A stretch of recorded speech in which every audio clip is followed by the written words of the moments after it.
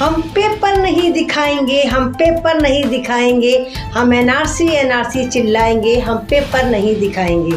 पागल समझ रखा है, बावला समझ रखा है, गोबर भक्त समझ रखा है। हाँ मोदी जी, पेपर तो जरूर दिखाने पड़ेंगे और इस बार पेपर दिखाने की बारी आपकी है। हम अरे डरे मत, ये इस वक्त मुसलमान नहीं कह रहे, इस वक्त ये गूंज जो है वो भारतीय जनता पार्टी के अंदर से निकल कर आ रही है। सुप्रीम कोर्ट उसकी लिस्ट मांग रहा है और कह रहा है अगर सुप्रीम कोर्ट को ये लिस्ट एसबीआई ने न दी तो सुप्रीम कोर्ट इनके खिलाफ एक्शन लेगा। अब बीजेपी को लाते पड़ रही हैं, सुप्रीम कोर्ट की फटकारे पड़े तो ये बीजेपी जो है मुसलमानों को डरा रही है कि हम सीए ले आएंगे। उनको लगा था कि मुसलमान सड़कों पर आएंगे और देश का माहौल खराब हो जाएगा, सुप्रीम कोर्ट का फैसला लोग भूल जाएंगे। आपकी बात पे यकीन कौन करेगा मोदी जी? आप ही की तो बात थी, 15 लाख आने थे अकाउंट में। आप ही के गृह मंत्री ने बोला था, अमित शाह ने चैनल में बैठ के, वो तो मोदी जी का जुमला था।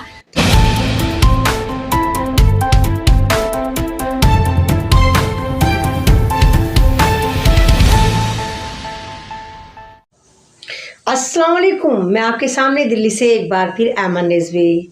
बस एक ही उल्लू काफ़ी था इस भारत की बर्बादी को, बस एक ही उल्लू काफ़ी था इस भारत की बर्बादी को।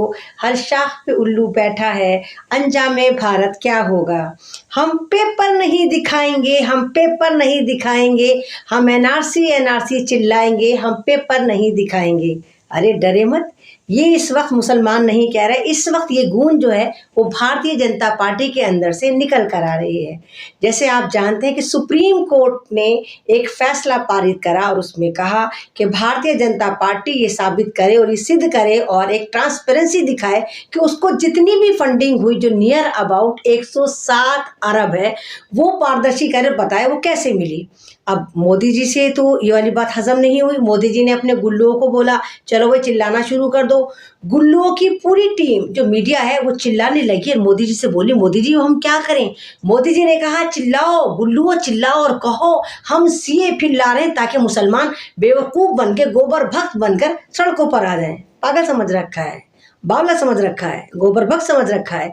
मुसलमान तो नहीं आए, शाहीन बाग पे फोर्स लगा दी गई। और सुप्रीम कोर्ट का सवाल ये था, सुप्रीम कोर्ट ने सिर्फ एसबीआई से यानी स्टेट बैंक ऑफ इंडिया से कहा कि वो पारदर्शी दिखाए और वो जो इलेक्टोरल बॉन्ड है जो एक तरह से चंदाखोरी है जो भारतीय जनता पार्टी को हुई वो बताए किसने कैसे करे। अब एसबीआई कहती कि नहीं हम नहीं बता सकते, हमें इसके लिए वक्त दिया जाए, हमें 138 दिन दिए जाए। क्यों? ताकि 2 महीने बाद इलेक्शन हो जाए।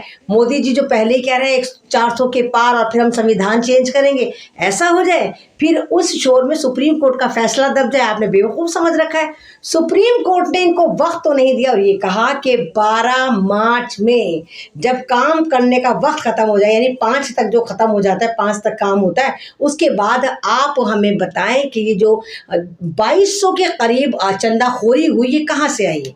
ये तमाम वो लोग हैं जिन्होंने फर्जी कंपनियां बनाई और भारतीय जनता पार्टी को फंडिंग करी, क्योंकि ये पार्टी तो एक ऐसी पार्टी है ना जो जिस पार्टी के खिलाफ भी ये बोलते हैं, इल्ज़ाम लगाते हैं, उस पार्टी के बंदे को अपने अंदर ले लेते, फिर ले दे के पैसे वैसे डलवा के कर लेते हैं।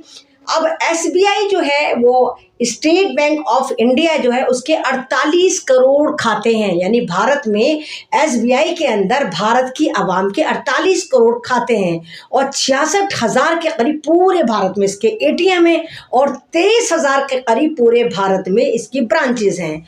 और दिनेश कुमार खरा जो बिल्कुल भी खरा साबित नहीं हुआ, फ्लॉप हो गया, वो खोटा सिक्का कहता है कि नहीं हम इतनी जल्दी नहीं कर सकते।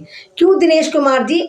जब भारत में मोदी जी ने तुगलकी फरमान कहा था और कहा था नोटबंदी हो जाए, तब तो आपने हलक नहीं फाड़ा था, तब तो आपने नहीं कहा था मोदी जी इतनी जल्दी काहे की, तब तो आप गुलामों की फहरिस्त में खड़े हो गए थे और कहा था हाँ एनआरसी जल्दी से नोटबंदी होगी और उसमें हज़ारों हज़ार लोग मारे गए थे। खेल समझिए, क्योंकि ये जो 2200 से ज़्यादा चंदाखोरी करी गई है कंपनियों के नाम पे, लोगों के नाम पे, अब सुप्रीम कोर्ट उसकी लिस्ट मांग रहा है और कह रहा है अगर सुप्रीम कोर्ट को ये लिस्ट एसबीआई ने ना दी तो सुप्रीम कोर्ट इनके खिलाफ एक्शन लेगा। अब आप देखिए भारतीय जनता पार्टी परेशान है, गुल्लुओं की पूरी फौज परेशान है, मीडिया परेशान है, हमारे आका आप तो हमारे बाप है, हम क्या करें, हम क्या करें, हमारे दाता। तो बात बिल्कुल वही हो रही है जैसे हस्बैंड वाइफ की लड़ाई होती है। तो तो बीवी गुस्से में आके क्या करती है, अपने बच्चों की कुटाई करती है कि अच्छा तुम्हारे बाप ने मुझे डांटा तो उसकी औलाद है धे धपड़। सेम यही बीजेपी के साथ हो रहा है। जब बीजेपी को लाते पड़ रही हैं, सुप्रीम कोर्ट की फटकारे पड़े, तो ये बीजेपी जो है मुसलमानों को डरा रही है कि हम सीए ले आएंगे। उनको लगा था कि मुसलमान सड़कों पर आएंगे और देश का माहौल खराब हो जाएगा, सुप्रीम कोर्ट का फैसला लोग भूल जाएंगे और लोग लग जाएंगे बस मुल्लों का पेच टाइट करना है। और हमने कह दिया देखो हमने 4 साल में सीए फिर लागू कर दिया। आपकी बात पे यकीन कौन करेगा मोदी जी? आपकी बात की 2 करोड़ जॉब आई, किसी ने यकीन करा? क्योंकि आपने दी नहीं। आप ही की तो बात थी 15 लाख आने थे अकाउंट में। आप ही के गृह मंत्री ने बोला था, अमित शाह ने चैनल में बैठ के, वो तो मोदी जी का जुमला था।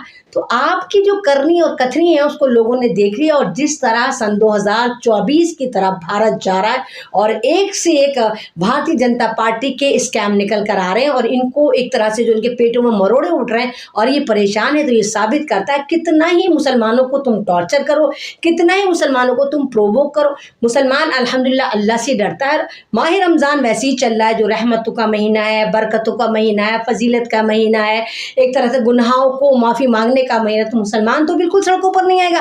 हाँ मोदी जी, पेपर तो जरूर दिखाने पड़ेंगे और इस बार पेपर दिखाने की बारी आपकी है। हम तो भारत से नहीं भाग रहे, हम तो भारत के नागरिक हैं, लेकिन आप भागने वाले हैं, आपकी लंगोटी टाइट होने वाली, क्योंकि इलेक्शन होने वाले। आप तो सत्ता में 5 साल के लिए आए, तो पेपर तो आपको दिखाने होंगे और मजबूती से दिखाने होंगे। और सुप्रीम कोर्ट का फैसला वाकई काबिल तारीफ है और ये वाली बात बताता है कि वाकई भारत में आज भी संविधान जिंदा है। और अगर ये फैसला आ जाता है तो ये सरकार सन 2024 में धराशायी हो जाएगी। अल्लाह हाफिज।